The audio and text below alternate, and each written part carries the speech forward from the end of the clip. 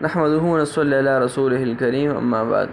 شر کی حامل شخصیت، کائنات کے بدترین انسان دجال کا تعارف۔ بری شخصیات میں شر کا سب سے بڑا لمبردار اور دین کا مخالف دجال ہے کہ ہر نبی نے اپنی امت کو دجال سے ڈرایا۔ حضرت آدم علیہ السلام سے لے کر حضور صلی اللہ علیہ وسلم تک ہر پیغمبر نے اپنی امت کو اس فتنہ سے خبردار کیا۔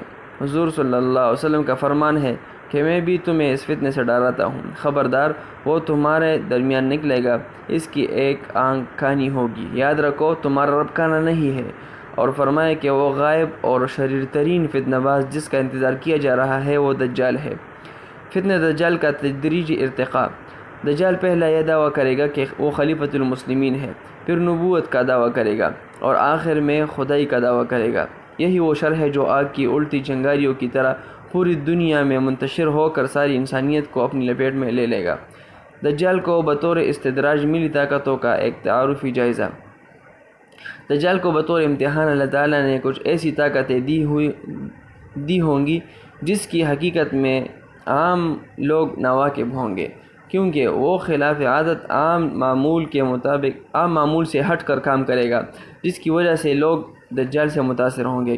مگر یہ سب کچھ بطور فتنہ و آزمائش ہوگا، جس کی حقیقت یہ ہوگی کہ جنات کے قبائل اس کے تابع ہوں گے، جو لوگوں کے لیے ان کے مردہ رشتہ داروں کو زندہ کریں گے۔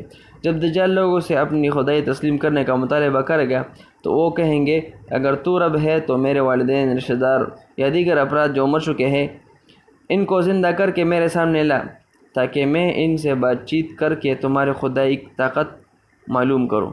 اس کے جواب میں دجال شیاطین کو مسخر کر کے یہ کام ان سے کروائے گا، جو اس کے ہاں ماں باپ کی شکل میں آ کر اس سے بات کریں گے۔ حدیث میں یہ بھی ذکر ہے کہ ایک نوجوان کو قتل کرے گا اور اس کی لاش کے 2 ٹکڑے کر دے گا، پھر ان دونوں ٹکڑوں کے درمیان چلے گا اور کہے گا، اب اٹھو۔